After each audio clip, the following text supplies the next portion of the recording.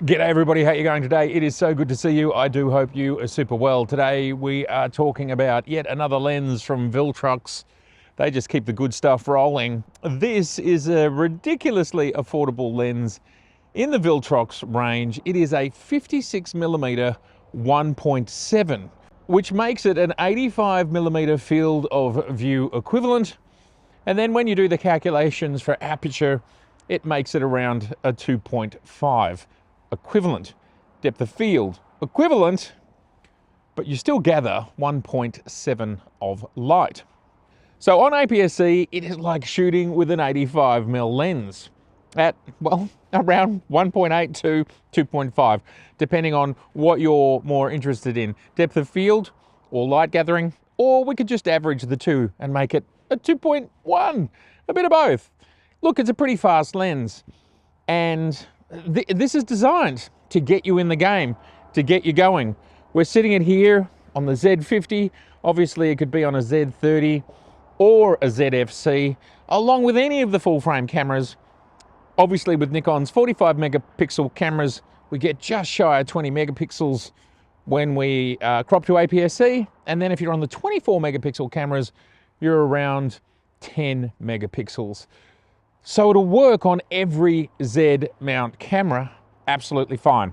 Obviously the APS-C cameras are 21 megapixels, and that gets you a great result. Now what I have loved about using this camera and this lens is just how absolutely tiny it is. It is a tiny, tiny package, very light, very easy to carry, and you can basically stick it in your pocket.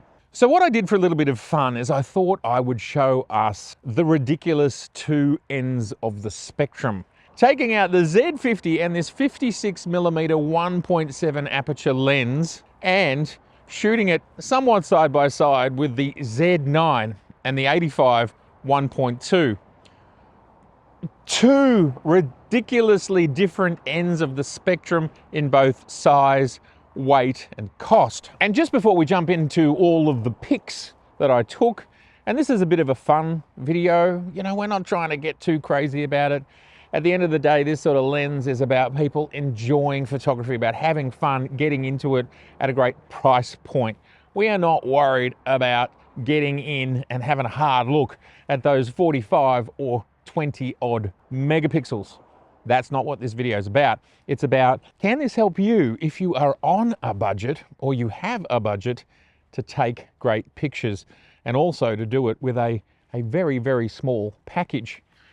And what I can see by our first look at the images, and we're about to go through them all together, is this guy, these two things here, they perform really well. And there are some massive differences between a Z9 and a Z50. One of the biggest ones for me, besides the megapixels, is this one does not have in-body image stabilization. So that changes what you've got to do with ISO. So it's really interesting. Most of the shots on this, because this is a bit of a night shoot, are at 800 ISO on the Z50.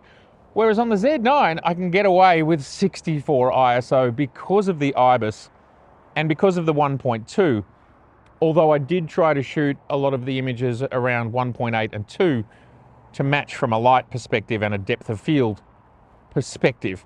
Even so, as we've already discussed, it's not exactly the same.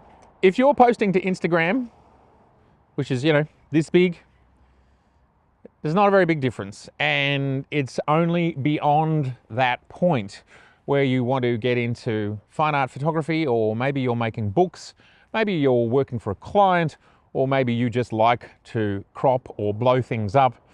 Then you need to consider a lower ISO and perhaps more megapixels. But it's really interesting to see what this package achieved. Let's get into it.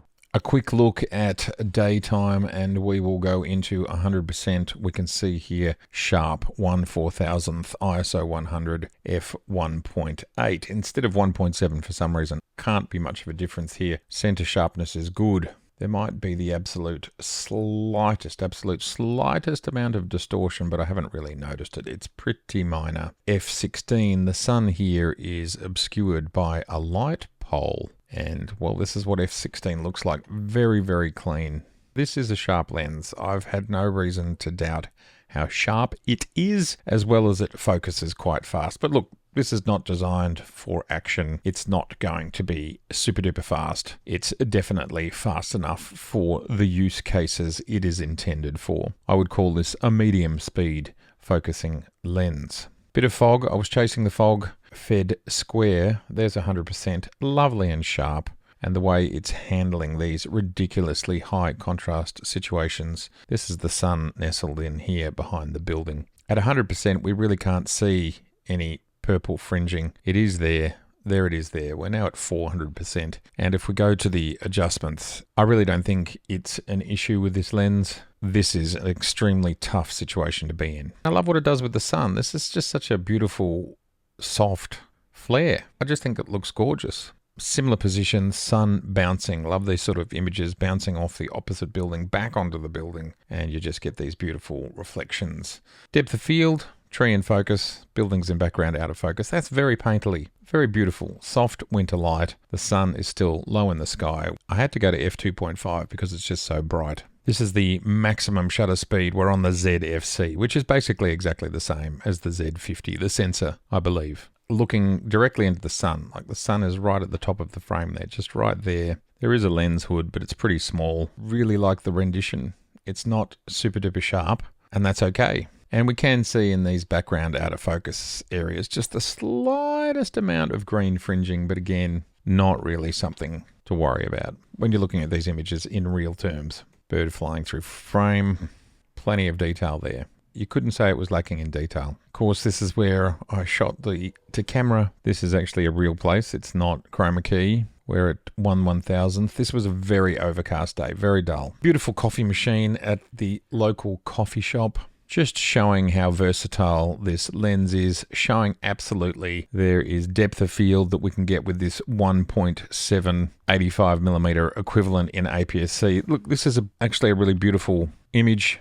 Sun streaming in a window, and absolutely sharp at 1/100th of a second handheld, and really like what it's doing to the background. Final image is the beautiful coffee machine, rendered amazingly. I mean, to get this sort of sense of dimensionality from a $139 APS-C lens, that's a win. Well done, Viltrox. We are running electronic stabilization, which does give us a little crop. It looks like it's maybe around 10 or 15%.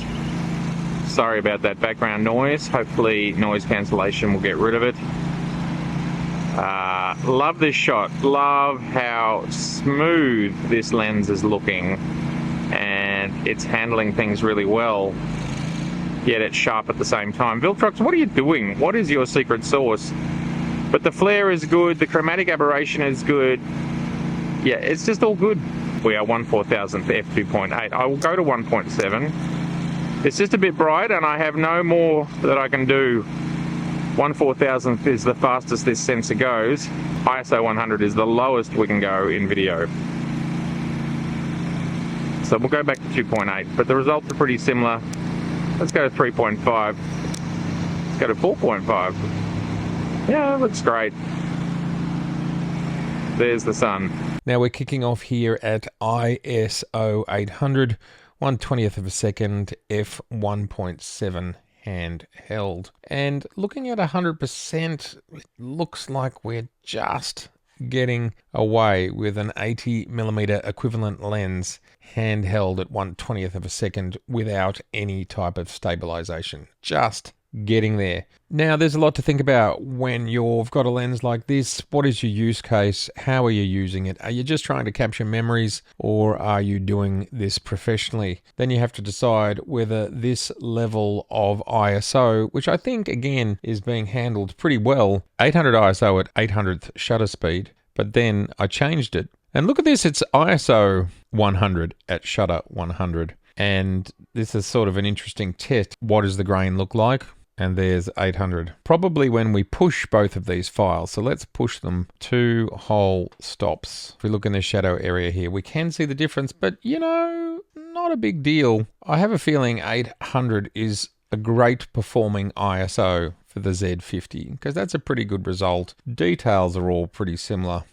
It's not that different. And of course, this allows you to have a much higher shutter speed. It's a good result. Obviously, it'll fall apart here How often are we actually pushing 4 stops? I really don't think it actually happens in real terms. We can see a difference in these files, but I'm pretty happy with how they are both holding together. So we've got 800 ISO on the left, pushed 4 stops, 100 ISO. Looking up in the corner, yeah, we can clearly see a difference. I'm pretty impressed by both of those results. And if we're to look at chromatic aberration, this is where it would be a problem around this bright light source. And the Viltrox 56mm is absolutely hanging in there. 1/15 of a second. Again, pushing things as much as I can. I think what we're seeing here is absolutely camera shake. I wouldn't advise 15th of a second. Here's a 30th of a second, which definitely appears to be sharp. Not a bad result for handheld and no stabilization. I think that's a really great result. This lens, $139. I think lenses of this quality just can't get any cheaper. I don't think I've seen a lens of any quality under $100. We look here, most likely place in this frame for chromatic aberration. Purple fringing, not happening. Happy with the color. Handheld 1/50th of a second, ISO 800. How does it look out of focus? Well, that is really nice and soft and smooth. Beautiful rendition. I don't mind that we have the cat's eyes or the lemon shaped objects towards the edge of frame. None of that bothers me at all. Love these files. I just think this is such a great result considering the price point. Through these images we are at around a 40th of a second. Of course, camera shake doesn't really matter when everything is completely out of focus, but you could make it more out of focus by shaking a lot if you wanted to. 1/20th of a second handheld, ISO 800. Can clearly see camera shake. I seem to be getting away successfully with a 30th, a 50th. It's pretty tough. I love this image. I love the colors. I love the shapes and the textures, and I love the perspective. It really floats my boat. This is absolutely abstract and impressionistic, but that's okay. Totally okay by me. You know, the Z50 is doing a magnificent job. ISO 800 looks fabulous. I would put this in a calendar. 1/80th of a second, f1.7. This lens is wide open. Do we get a little bit of vignetting? In the bottom right hand corner, I can't really see any. The top right, well, it's getting dark up there. I don't think, and usually less likely on APS-C because there's such small lenses to begin with. You could have vignetting, but I think for manufacturers, they're doing way less. Thus, it's easier to make the lenses much bigger than the APS-C, whereas with 35mm, you're really worrying about optimal lens size. I don't believe we're seeing it here. This is an image that we will compare with the 85 1.2 handheld 30th of a second. I'm actually kneeling, but basically to me that is sharp or sharp enough at 1/30th of a second handheld, 0.7, very short depth of field. What a result for this $139 lens and this $750 camera. I think it's amazing. 21 megapixels or 20.9 if you want to be fussy. A pretty outstanding outcome from my perspective. Focus is on the fire hydrant. I've brought that 1600 ISO image up. I don't mind the noise in this image. I think it's part of the character. You could be in a very dark city. I'm in a very dark place here. The results are good. Obviously we can bring it down. The noise disappears. ISO 1600, 1/60th of a second, f1.7. It's good. I was out on the bike this particular night. 1/30th of a second, f1.7, ISO 800, pixel for pixel, a little bit of camera shake. If I'd gone to a 50th, I think that probably would have been sharp, but we're getting depth of field. I like the vibe. I'd probably make this image darker. I'd maybe even throw a vignette on it. On the left, we've got the 1.2. Now, there's some pretty crazy things going on here. Firstly, the Z9 1.2 is at ISO 64, whereas we have to be at ISO 800 in order to stabilize the lens enough and the camera to get a shot. But we will see when we go in here to 100% of the Z50 that we have camera shake. We talked about that before. So we have camera shake and we can see there's a lot more detail. Even so, one camera is at ISO 64, 1/5 of a second. and the other camera is at ISO 800. If you just zoom them both out, you can see the frame size is very similar. It's just pretty amazing what the difference in price gets you. And it's also pretty amazing to see the power of in-body image stabilization. It really is very important for this style of photography. Now, I didn't manage to frame these exactly the same, but they're pretty similar. They're not processed exactly the same, but again, we have ISO 64 1/10 of a second on the left and ISO 800 and 1/50th of a second on the right. We can also see the difference with this image in depth of field. We've got 1.3 on the left and 1.7 on the right, let alone the difference that we get between full frame and APS-C. I think what's interesting for me here is, and we're at 100%, so you get a bit of a sense of the difference between the Z50 at 800 ISO and the Z9 at 64 ISO. Like this is really interesting just to see the difference in image quality, but we've also still got camera shake at a 50th of a second. So it just shows a 30th, a 50th. It's around the cutoff of where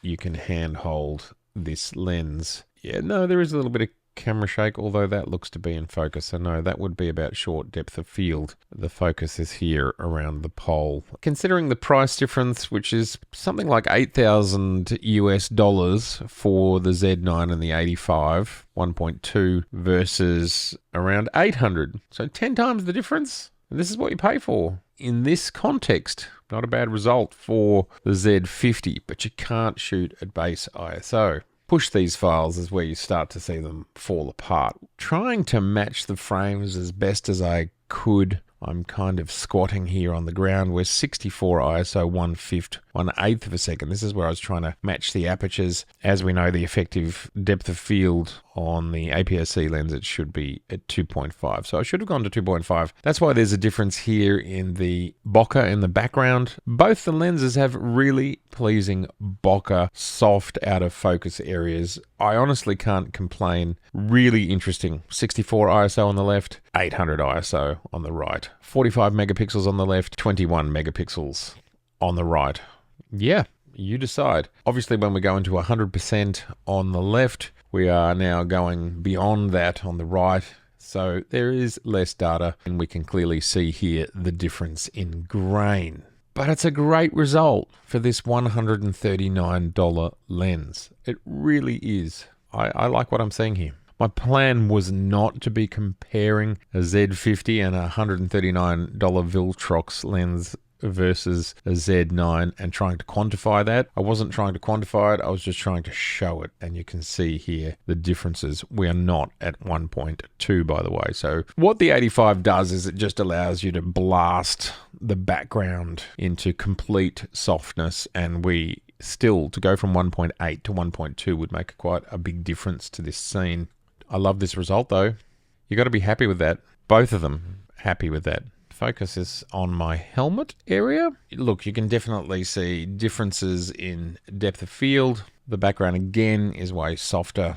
These are some of the things you're paying for. Plus being able to get base ISO, shoot in the dark, all sorts of things. Again, I do think the Viltrox is doing a great job here, and the Z50 is doing a great job. All right, well, I have to say, I'm impressed by this lens. Flare is controlled, vignetting is controlled, aberrations seem to be controlled. I think it's pretty amazing for the price. Now let's just talk briefly about the build of this. There are no buttons, no switches, there is no nothing. You just have a focus ring, which is dampened exactly how you would like it to be for something of this size, weight, and price point. I love it. I love what Viltrox are doing here. I continue to love what they do. They give us premium stuff, you can spend more. And they give us stuff like this, which is still giving us great optical results, but it's all composite, no fancy switching gear or screens. And if you're coming in, flying in on a budget, and you just want to get something in your pocket, you're on holidays, you want to walk around for a day with an 85mm, or maybe you've got two Z50s and you'll go something wide and something long like this, that could be quite good. A Z50 and a ZFC, perhaps. But of course, don't forget that this can go on your Z7 and also give you just shy of 20 megapixels. Viltrox are doing a great job. They're thinking hard. They're giving us ends of the spectrum. They're giving us price points. I think the price is great. If you're the sort of person who has a Z50 and this is how you shoot, or you get a Z50 and you slide it into your pocket and you want something fast, light and small, it's great. I would love to know your thoughts in the comments below. So please let me know, what do you think of this lens? What do you think of what Viltrox are up to? I'd love to know. And please, if this is your first time here, I'd love to see you again. So please do subscribe, please share, and please like. All right. Bye for now.